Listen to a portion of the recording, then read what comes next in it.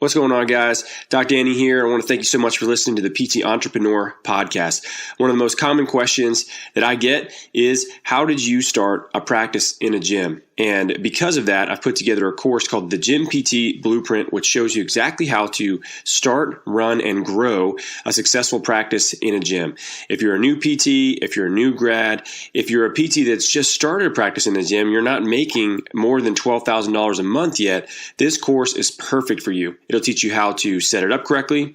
It'll teach you how to market yourself correctly, how to sell correctly, how to actually build a true business and not just a little side business that maybe doesn't take you anywhere and change you and your family's life long term. So if you're interested in this model of a practice, guys, head to drdannymate.com/products and you can take a look at the Gym PT Blueprint and everything that goes into it at that location. Thanks so much for listening.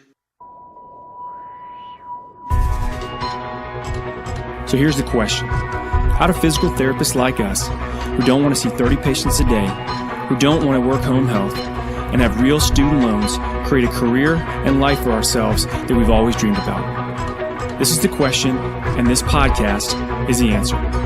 My name's Danny Mate, and welcome to the PT Entrepreneur Podcast.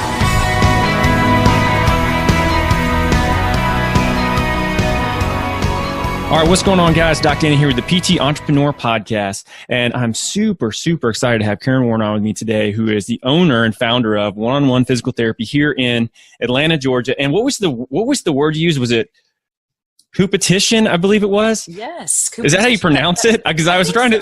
Okay, I was trying to. I do. I couldn't figure it out. I was like, that's a great word. But we got linked up through one of our PTs, Jackie Varnum, who knows you from Emory when, as your adjunct professor there. But anyway, she's like, Danny, you got to meet with Karen. And I got a chance to go up to your practice a few weeks ago. And man, I thought I've got to have Karen on the podcast because there's very few out-of-network practices that I've been in, well, none that are as big as the one that you have. I'll be honest with you, like that place is a maze. It's massive. But that have grown and scaled as much as you guys have. So I thought it'd be a really cool conversation for us to be able to talk about that and what you guys are doing, because you're obviously doing something right. So first of all, thanks for your time and bearing with all the tech bugs that tried to get us, but we got through it. Great. Thanks for having me. Yeah, absolutely. Okay, Karen. So here's what I want to do. So give me an idea. You guys started your practice in 2004. Or you started your practice, I should say, in 2004. Been practicing for a good bit longer than that. So definitely seasoned PT, got a lot of experience. What was the driving factor for you to want to do a practice on your own, but not only that, but out-of-network practice when you started? Well, as the name dictates, I wanted to be able to see one patient at a time. I realized through the first 10 years of my career that the multiple patients at a time system was not for me. I was not able to get people better. I wasn't able to deliver good care. And at the times when I was able to block off that hour of uninterrupted treatment, my skills exponentially rose. My patients got better a lot faster. It just made for better outcomes all the way around. I was less burnt out. I wanted to go to work every day. I really enjoyed working with patients. And so I decided the only way that I'm going to be able to practice PT the way I want, because I didn't see this model out there, was to work for myself and to do it my way. So I went and got a good attorney, got a good accountant, and a good bookkeeper, and rented a room inside of a chiropractor's office. I obviously had to work PRN at a few PT clinics to pay the bills while I built up my volume. And it was strictly a word-of-mouth cash practice, but I was doing it my way. And again, one patient at a time, I was getting really good at what I was doing. Now, I had to see people at 7 a.m. or 7 p.m. I had to see people on a Saturday or a Sunday. It's really interesting because I teach at Emory and the PT students meet me and they say, oh, I want to be like you. And I said, well, it took 26 years or more. I've been practicing for 24 as a licensed PT, and it didn't happen overnight. And it took a lot of unpaid time and hours. Well, I think that's a common theme, right? You hear this, oh, so-and-so is an overnight success a decade later. You don't see the work on the back end. And, it's interesting. I get PT students that reach out to me a decent amount. And the number one thing I tell them is like, hey, you need to be patient, right? You don't understand. Like, you can't you can't turn the oven up to 800 and bake a cake twice as fast. Like, it doesn't work. So, and being able to understand where you need to grow, and also the fact that business doesn't happen that quickly, like the way it develops. And you, like, look what you're saying. I had to come in on the weekends. I was seeing people at odd hours. Like, you did all this stuff early on to build a business that people don't really see and probably don't know about now. So what's the advice that you give these PT students to say, hey, I want to do the out-of-network model. I want to do what you're doing. What do you tell them? Well, first of all, you have to realize what's happening. You have to understand history to be able to create your own path. You have to understand why the high volume practices, the traditional PT practices, actually exist. So you need to know where your money comes from. You need to know why insurance companies have negotiated these low rates for PT, why physical therapy practice have accepted these rates, and why other providers, including physician-owned practices, can bill more and get paid more. And then you have to be not okay with that whole model, and that insurance companies could dictate the type of care, the amount of time we spent with a patient. And then you have to understand why going out of network is probably one of your only options to spend the quality of time with the patient you want. And it is not for everybody. Being out of network is not for every PT. Some PTs do need that guaranteed salary. They need to be in the network to get the high volumes of practice. I think we have to be okay with the service that we provide and it being worth a certain amount of money. That's step one.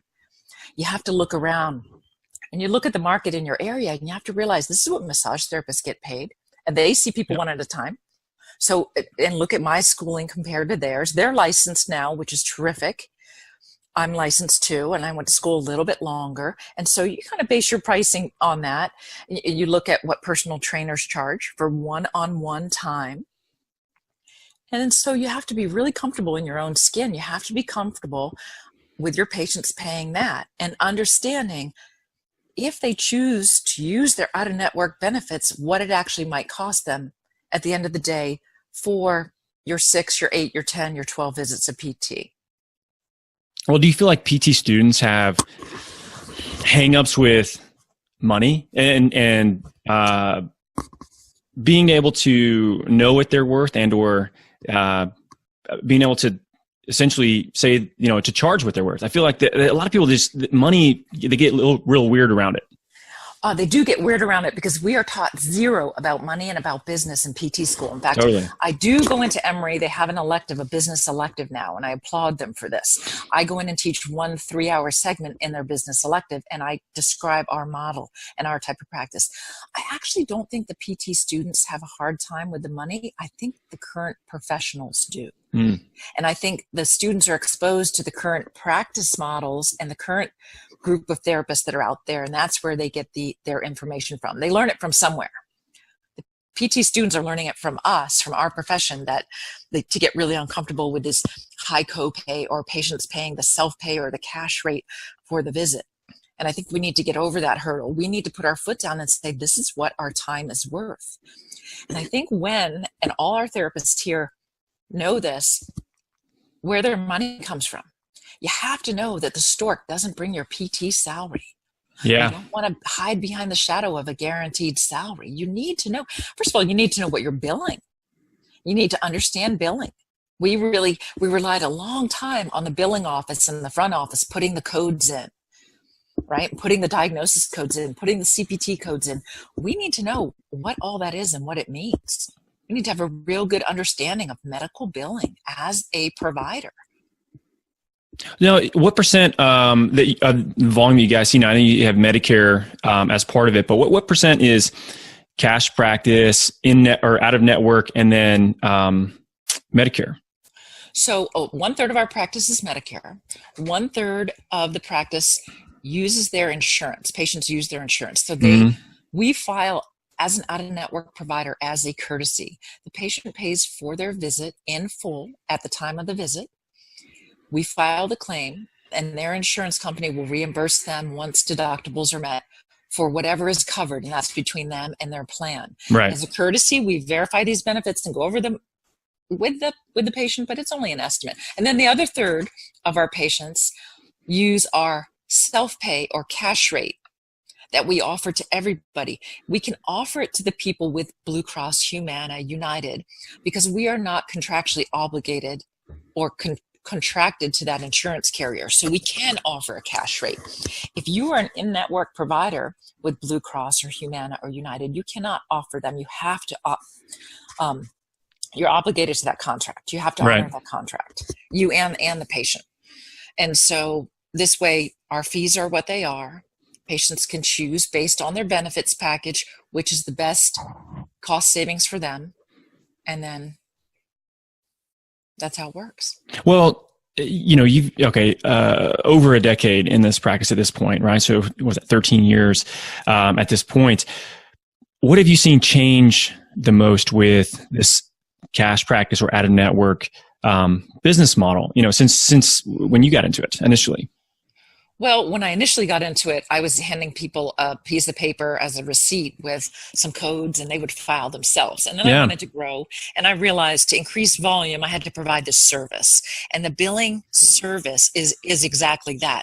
We file as a courtesy.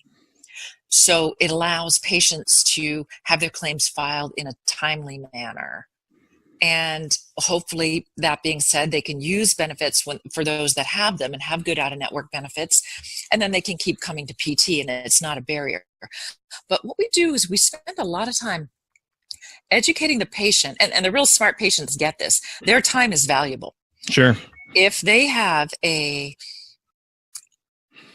$50 or $60 copay, they're going to see another PT 3 times for the same amount that they would see us once. That's 3 times leaving work versus leaving work once. 3 times of maybe having one-on-one 15 or 20 minutes versus 1 time of having one-on-one 60 minutes.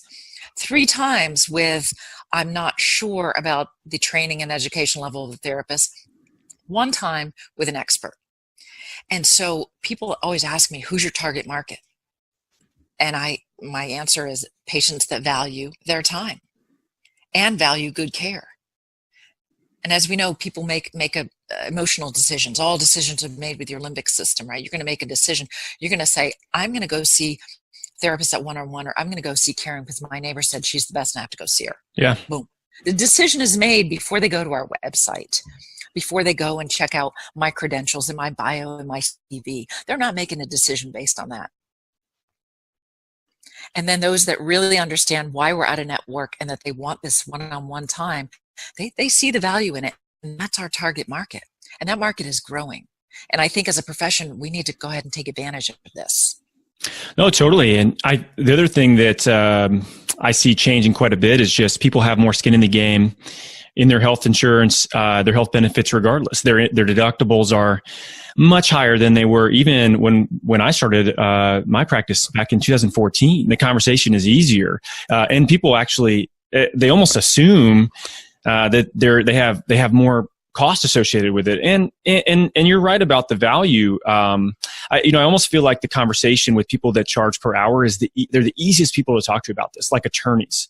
Like that is such an easy conversation because they charge by the hour, and then and they say, oh yeah, okay, cool, I charge this per hour, you do this per hour, cool, let's do it. And that's a very easy conversation versus maybe somebody that is I don't know, a salaried position of some sort. So for you guys at this point with the practice you have, what's this the size of number of PTs you have currently at the location up in Chamblee? We have 7 therapists on staff. Okay, so including myself. That's awesome, and it's super cool to see that because when I had a mentor that I told I was going to do a out of network practice, and he goes, "That's great, but don't expect to ever have an employee, another PT." And I was like, "Oh, okay. Well, I guess I'm single man shop, and we have 3 now." So he was wrong, and he would, if he probably would have told you the same thing, you'd have been wrong about you guys. How's that growth been for you? What's been the hardest part about growing to multiple providers at this point? Well, one is figuring out, and we have, that everyone has to have some basics, but we also all have to have niches. Yeah. Okay? And a niche is easier to, as far as the pelvic health specialists, the chronic pain TMJ specialists, the cycling, running specialists, the sports, tennis specific specialists, especially with the chronic pain and the pain sciences, having someone that loves a chronic pain caseload is important. So I think having some niches will drive your out-of-network practice and make it a little bit easier. And then the other thing I think that makes our practice successful is the way we pay our PTs. So when I originally set up the practice, I sat down with the attorney and I asked him how he did it. I said, how do you guys do it, and how do physician groups do it? And I wanted to raise the professional level of our profession and of my practice. And so we pay ourselves like the docs and the lawyers do. We pay based on what we bring in. 100, so a 100% percentage base. 100%. When we bring a new therapist on, there is a ramp-up period. We do guarantee them a salary for a period of time. And then we eventually switch them over to getting paid on a percent of their collections. And this brings autonomy to the practice and to them. They're able to manage their schedule. They realize if they're not here, if they're going out of town, they may want to open up their hours a little bit before, a little bit after. They also understand that this is a business and we're all in it together. So they really encourage their patients to see other people when they are not available. Because at the end of the day, there's only so much money in a PT visit. And the more therapists there we have, the more money is left over to give bonuses, salary increases, percent increases, buy new equipment, put it in that profit sharing 401k fund. So I really share kind of the numbers and how the business works with everybody. I think it's really important. It's important for everyone to see every day what you're billing, what you're collecting. I agree. I think transparency is huge. I mean, when I sat down with our PTs once and showed them our overhead and, payroll and what our rent is, and I mean, everything expensive. They're like, holy crap, that's a lot. And I was like, yeah, that's a business. That's how it goes, man. I mean, like, this isn't free. This stuff isn't free. And I feel like there's a mentality of people that, business owners, that they don't want anybody to know, like they don't want to know. And we'll show our PTs, they know what a P&L looks like, like they're like, oh, okay, cool. So this is what the business is doing. And I love that you guys do that. What's the magic number? Like what is a number that is still viable for a practice owner to keep, but for a PT to want to stay, in terms of like an entry-level PT? What percent of revenue brought in would that person expect to want to be able to keep? Well, so the way we actually figure out what to pay people, what percent, is we look at what should you be getting paid based on your years of education. If you're entry level, what is the going rate in the city? Now, you're actually comparing apples to oranges a little bit. Yeah. You're looking at a high volume practice. You may be looking at a corporate practice where they've got one administrative office in the Southeast that handles 20 or 30 clinics. Yeah. Their cost, their overhead is a lot less than ours. But the price that you pay would be seeing 14, 16, 20 patients a day. So then you take the value in seeing one patient at a time, growing clinically, and you may be okay getting paid a little bit less initially with the potential to grow a lot more. So we look at what someone should be getting paid based on their years of experience, board certifications, different specialties. At the end of the day, everyone can potentially bring in the same amount to the clinic, but we feel that there's a value in the level of expertise of the senior clinicians, and we want to be able to pay them for it. You also have to be able to give people salary increases, percent increases as the years go on to retain them. Yeah, totally. Well, you guys seem to like you do a good job of creating entrepreneurship, right? So this is your niche, and the more people you see, the more money you make, right? So, and hey, if you know what it's like to see 20 people a day, you probably don't want to go do that again after you've seen one person an hour. It's Right. It's an easy conversation to have of like, okay, cool. You want to go back and do that shit again? Be my guest, versus, this is our system. This is how we run it. Right. And this is why it's not the place for a new grad on many levels. One, I think you have to go sometime take that first not great job to really value what comes next. Good point. You have to want. It's just like raising children. If your children don't want, they'll never go out and get things. They have to want. You have to go without to want. And you have to be in a situation maybe that isn't great to really want to go to the next step and take it to the next level. Now, that being said, per our Practice Act, we can only charge so much per visit, because you have to go with what the going rate is in the area. If we were in Bethesda, Maryland, where I have a friend that practices, and 80% of the residents have a master's degree or higher, he charges, I think, $360 a visit. Yeah. $180 for half an hour. You can't do that right here in Atlanta. It would be against our Practice Act. It would be a little unethical. So we have to figure out ways to create more income within the business. And that's where we have Pilates, massage, personal training in-house. These are services that our patients need. They need them to get well and to stay well. And there are other sources of a revenue stream for the business. And the next thing that we've done in the past is we've used the facility to host continuing education courses. Right. And these companies pay us rent. And so in 2018, several of our therapists will be creating their own continuing education courses, and the house or the office will be splitting the cost and the revenue with the therapist for ways for them to make additional income. I love it. I'm a huge fan of multiple revenue streams for not just business owners, any physical therapist. Like if you're listening to this, you should be seeking out ways to create multiple revenue streams. It's security. There's ways to increase your take-home pay. I mean, it's massive. I was a mentor of mine told me 6 is the number. 6 revenue streams, that's a lot. That's a bunch. But if you can imagine, I mean, if you have issues in one of those revenue streams and the others are fine, then that's financial freedom in many ways. So for you guys, of those additional services that you have, what's your favorite? Which of those that you've mentioned is like, man, I would do this one first. Absolutely, it's my favorite. Oh, it's like picking your favorite kid. Is that like? No, like picking my favorite kid. Well, you need to go with the one that costs you the least amount of money. Yeah. Right. And that may be having a massage therapist come on board. You don't need any specialized equipment. They need a table, which they most likely already have. And when the patient's going out of network, sometimes I will say, you know what? You have a lot of soft tissue work that needs to be done. I'm going to let the massage therapist take over and do this. I'm going to only do what I can do. I'm going to do the joint mobilizations, manipulations, dry needling, some neuromuscular retraining, motor control retraining, home exercise program. I'm going to let the massage therapist do the soft tissue part. And then that patient sees the benefit of the massage, and the massage may be a carryover, and they may be maintenance with the massage therapist and be checking in with me periodically for what I do. And then it's an easy sell that way. How many of your patients turn into patients for life? They check back. They want to come back and see you like once a month. A lot. And actually, I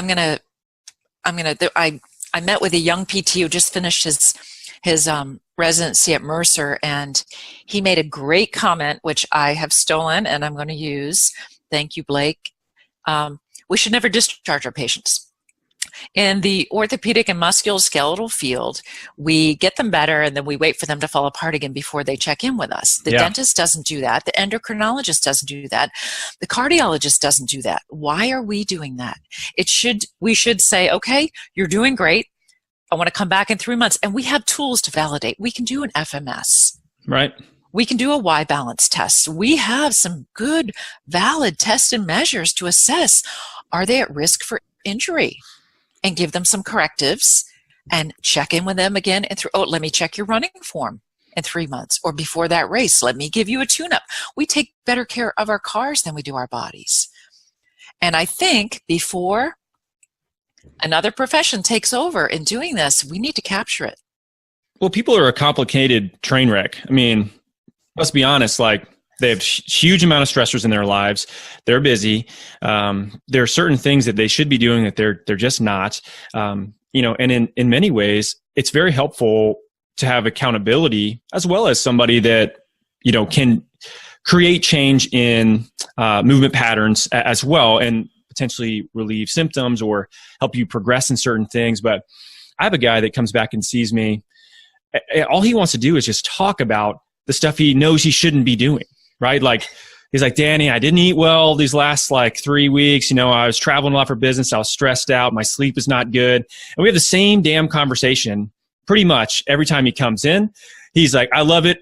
Hold me accountable, hold my feet to the fire. He says this every time.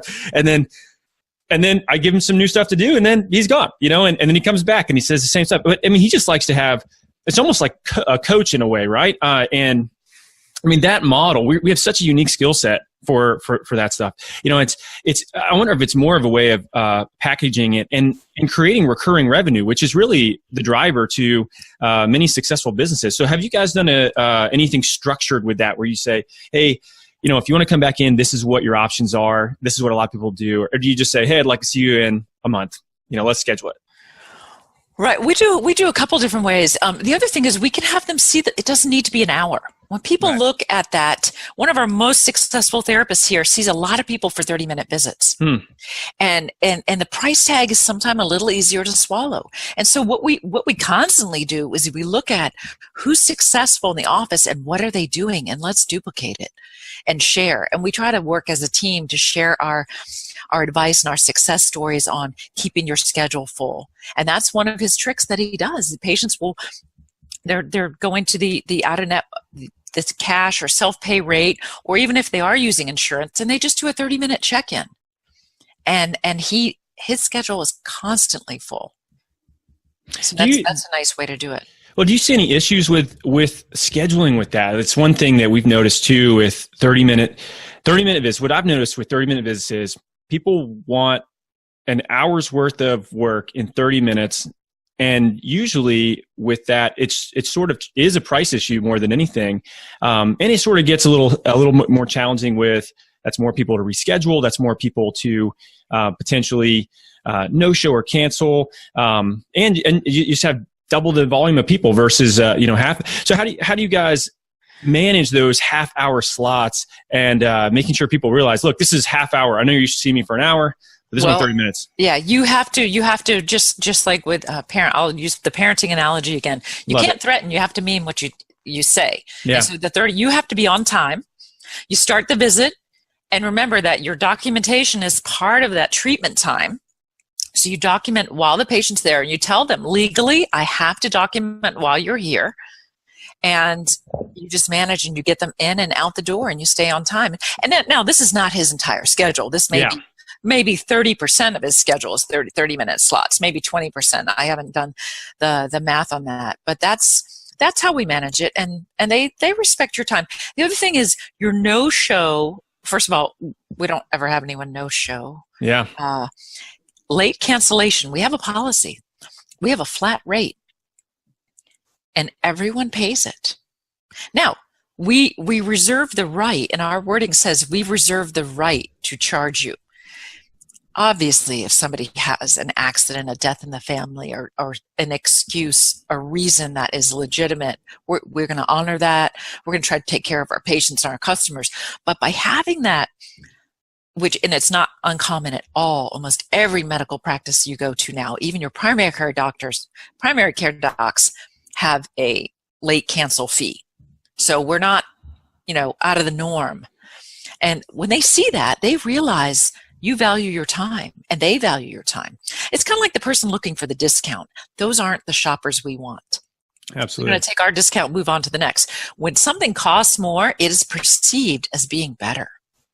And there's nothing wrong with that. And the PTs have to be really comfortable with that.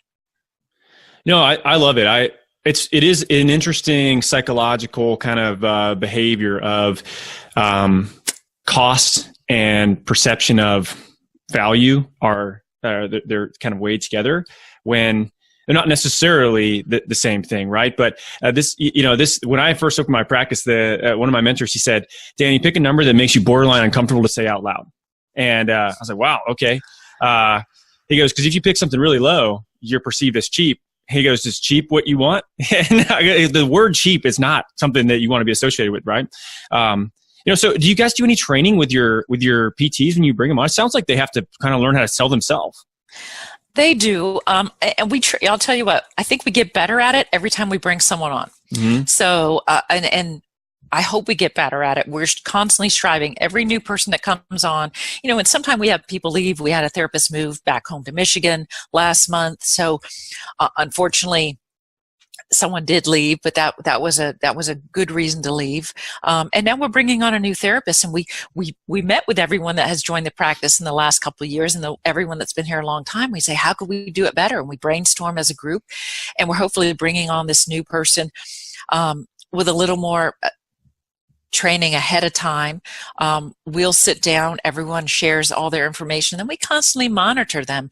They have to be able to sell it, but hopefully we're hiring smart, and the person that has accepted our offer and we've made an offer to is ready for this model.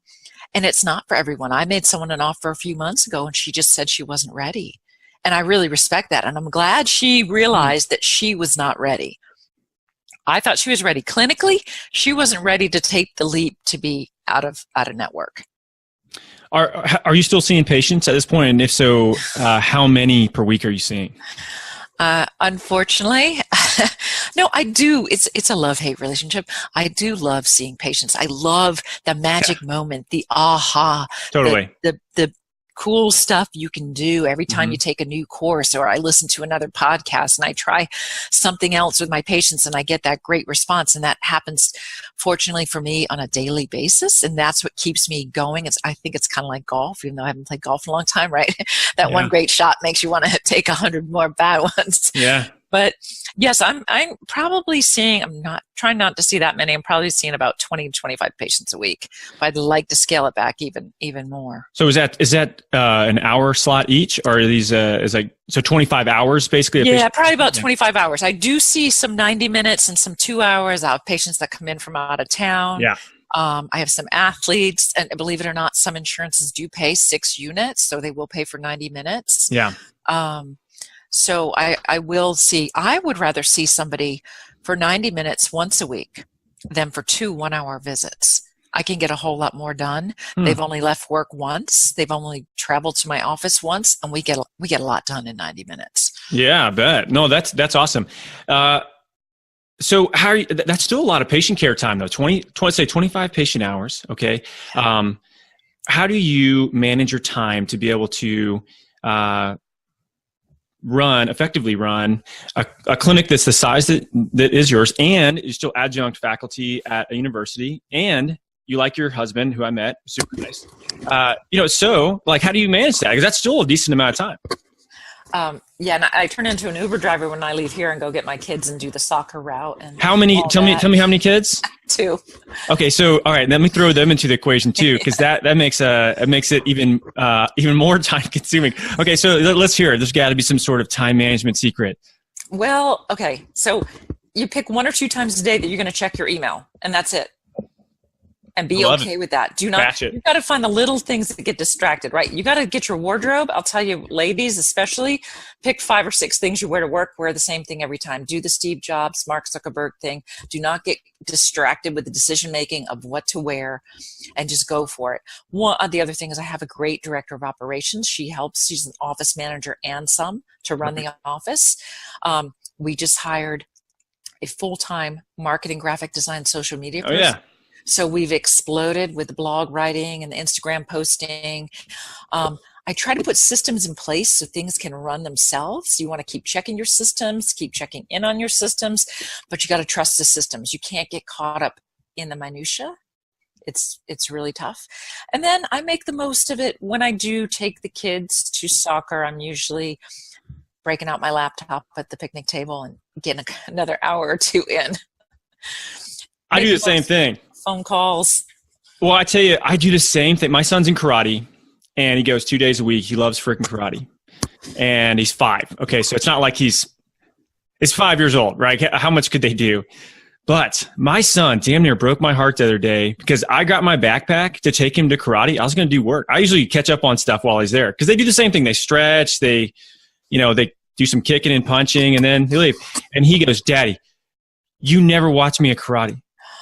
He goes, "All you do is get on your computer." And I was like, "Oh my God, you're right. I'm sorry, man. I didn't even think he knew. I thought he was busy doing karate, and I was catching up on work, and I didn't even notice that it bothered him. you know, and like little things like that, like with your kids, man, they point out what's important real fast. And I was like, screw whatever email I have to respond to, that can wait. You know, I'm going to watch you kick a bag. Right. And you're right. And it's tough. Fortunately, my kids are old enough they can come up to the office and hang out. Yeah, that's right. Yours are a little probably older. Well, they're 8 and 10, but they're used to hanging around patients. Yeah, that's cool. They love hanging out at the office. They stock rooms. They wipe down equipment. I can put them to work a little bit. Oh, I love it. But it is challenging as a parent and a business owner and a therapist to balance it all. And there's no balance. You're constantly juggling. You just hope you don't drop too many balls. You'll never get that time back with your family. So that's got to come first. Totally. And here as a small business, the therapists know that family comes first, and the front office does. Once in a while, some of the girls at the front office have to bring their kids to work, and it's okay. I let them. We have a huge break room. We get them set up with a laptop.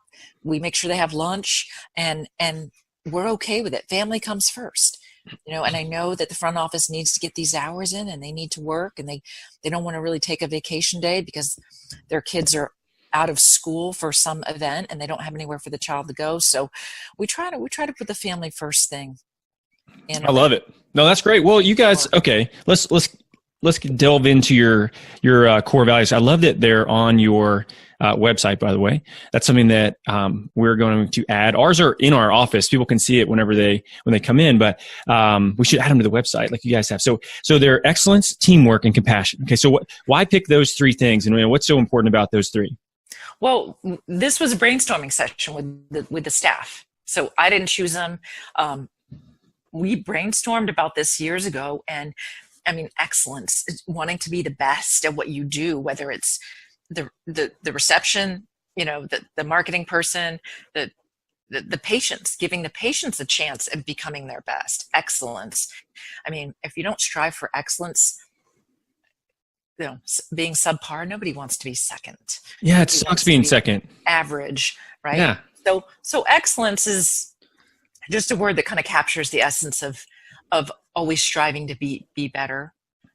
And, you know, teamwork, obviously, even though teamwork as far as generating revenue for the business, and teamwork as far as sharing a patient. In fact, I just had to have a patient today put on one of the other therapist schedules because I need help with this patient.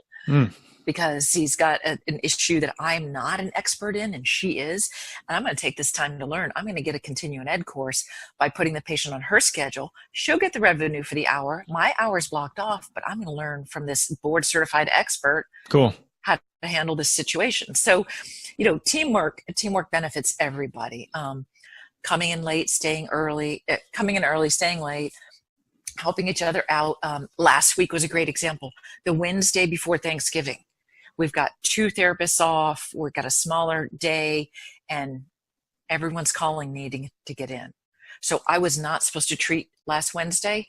I'd open up my schedule, see a post-op ACL. That was a college kid home from college. He was 2 days post-op, and he was the son of someone's patient. And those are the types of things that everyone here seems to step up to the plate and do.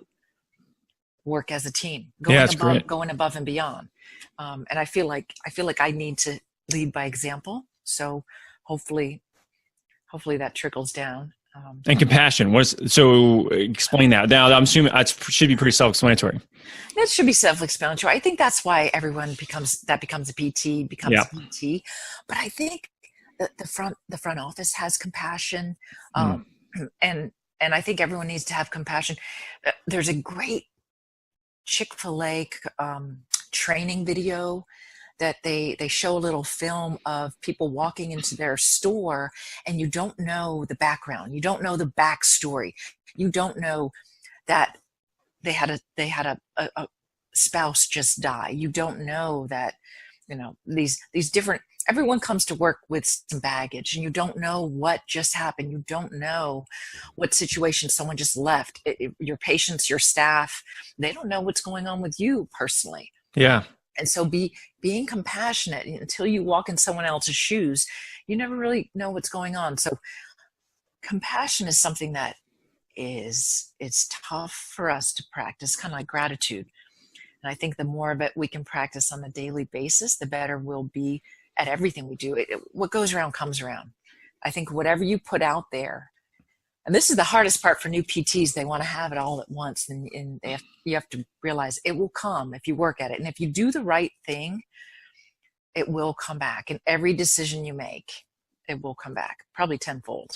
Yeah, that's great. I love that. What's the grand vision for one-on-one physical therapy? What would you love to see it look like in 5 years? We have a big building, as you know. I would like to see a few more therapists with a few more different areas of specialty. I would like to see each therapist having their own little continuing education niche with a course or two that they do that really hits what I think our profession lacks. And local courses and one-day courses, because PTs do have families. And if you can get some really good information in a one-day course locally that can make you better, make your job easier, make your patient care better, I think it's a great way for the therapist and the clinic to generate some revenue. And I think it's a way for one-on-one can help take our profession up a notch. I think I'd like to take all the outpatient PTs in the greater Atlanta, in the Georgia area, and let's take our skill level up. Let's rise up a little bit more. Well, I love the fact that, I teach for another group, and it's fun to do a little bit of a couple things. It's breaks up some of the monotony. When you get to teach a group versus one-on-one with somebody, there's a completely different energy. The way you explain things is a little different. The skill set is a little different. You have to be pretty well-rounded to be able to do that. So I love the fact that your PTs are focusing on that.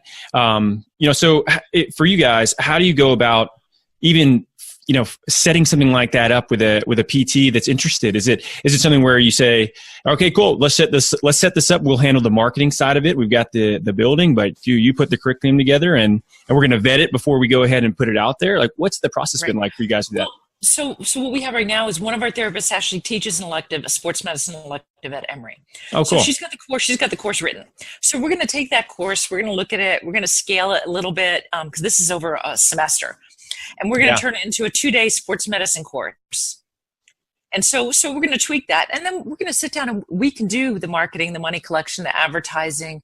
And her job will be to help restructure the content and actually physically teach. And then we'll have a revenue split. Yeah. Some of our therapists do teach for outside companies. And like you said, when you have some variety in what you do, it decreases the monotony. It actually stimulates creativity. Yeah. You should move your therapists around from their treatment rooms or treatment areas periodically, because that will also promote creativity and decrease monotony. If you can have your front office staff swap their job tasks, swap their seats, it will decrease the work monotony and improve their mood. There's lots of things you can do to stimulate productivity and good feelings around the office. Oh, I love that. And I love the idea of PTs being able to also come up with ideas to create, another revenue stream for themselves. So if you're listening to this, and I did a podcast on entrepreneurship, and I got just a ton of emails from people who are like, oh my God, I could do that without having to leave and go start my own thing, which you're right, you can. Not everybody wants to be a business owner, right? So you can be an entrepreneur and you can still do something that creates more revenue for you, but also makes the pie bigger for the clinic as well. And you really just create, the ability to make yourself less disposable, right? Because some cases that does happen too. I love that. I think it's great. Here's what I want to kind of leave it with, and I'll give you an opportunity to tell everybody about where they can reach out to you, because it sounds like you have a massive building. It's like, what is it, 12,000 square feet, I think you said? Yes, we share it with Multisport Orthotics, an orthotist who's got his in-house lab here. So, but room to grow, okay? And if you're listening to this and, you're a good PT, you got a badass skill set, and you're interested in working with one-on-one, I mean, they're obviously hiring and they've got room to grow. Where can they find out more about you guys? Like, what's the best place for them to really learn about the company, if maybe potentially even interested in reaching out? So they can first check out our website at onetherapy.com, ONETHERAPY.com. They can definitely follow us on Instagram and Facebook. We post twice daily. We've got some nice blogs. They can reach out to me personally at Karen@onetherapy.com. and give me a day or two to get back on the emails. I'm trying to condense my email response times to a couple times a day and get back to everybody. But I would love to hear from anyone that's listening, answer some questions, and see. I'm always interested in meeting PTs that think they might want to join our team. You never know when someone's going to move, or things happen and things change, or what opportunities arise. I'm always open to meeting. I love meeting a network of therapists, as I really enjoyed meeting with you a few weeks ago. Yeah, it was great. I mean, it's just fun to talk shop and talk to people that like-minded. Was it competition? Is it? Yes. The hardest I remember how to say that. But like I 100% agree. There's a scarcity mindset. There's abundance mindset. There's a lot of people in the city of Atlanta. There's not a lot of practices that are, in my opinion, treating people the right way. And this is interesting because like I've sent my wife to one-on-one before. She's gone to see you guys. I've sent patients to see you guys for specialists that we don't have that I know you do, and it has nothing to do with a revenue decision for our practice. It has to do with what's the best action for that patient at the time. And if you make these decisions based on long-term relationships, and like you said, it comes back to you if you do the right thing for people. So I appreciate what you guys are doing up at one-on-one. And also want to thank you so much for your time. This has been great. Really, we had some serious tech bugs, and you guys don't know. You guys don't know. If we would have recorded that portion of it, no one would ever listen to this podcast again. It'd be terrible. So, all right, cool. Thank you so much, guys. Thanks for listening. Catch you next time.